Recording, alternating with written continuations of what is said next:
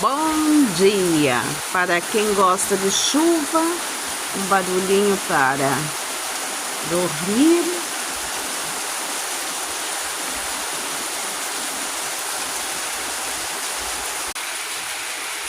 E assim vai, primavera, gente. Quem gosta de um barulhinho de chuva para dormir, olha só que delícia, né? Que deliciosa!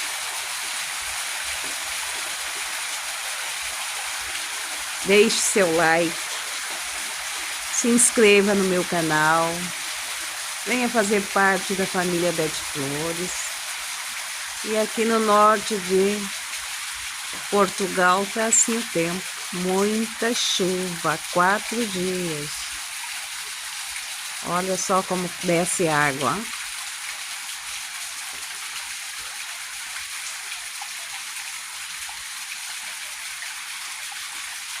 Para que está bom? Tomar chimarrão, para quem é gaúcho. Tomar um chimarrãozinho com bolo frito ou cueca virada, essas delícias assim, né, que a gente usa lá no sul.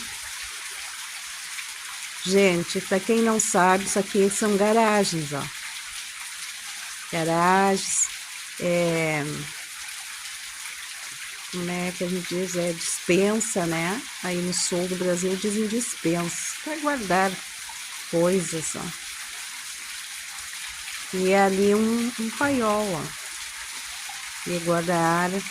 Eu acho que no sul do Brasil chama de espigão, me parece. Para guardar colheita, né? Isso não é usado para nada, isso aí é só para bonito que está aí, tá? Mas é para guardar milho, né? Feno pro gado, sei lá. Guardar a colheita, né? Ficar arejadinho e não pegar chuva. E assim está. E ali corre a aguinha. Muita chuva.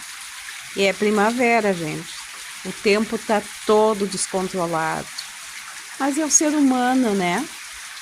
Que acabou com a natureza. Muito triste. Muito triste mesmo. E os nossos filhos, nossos netos que vão pagar um preço muito alto. Um beijinho muito grande para vocês, uma semana abençoada, cheia de chuvas, mas chuvas e bênçãos.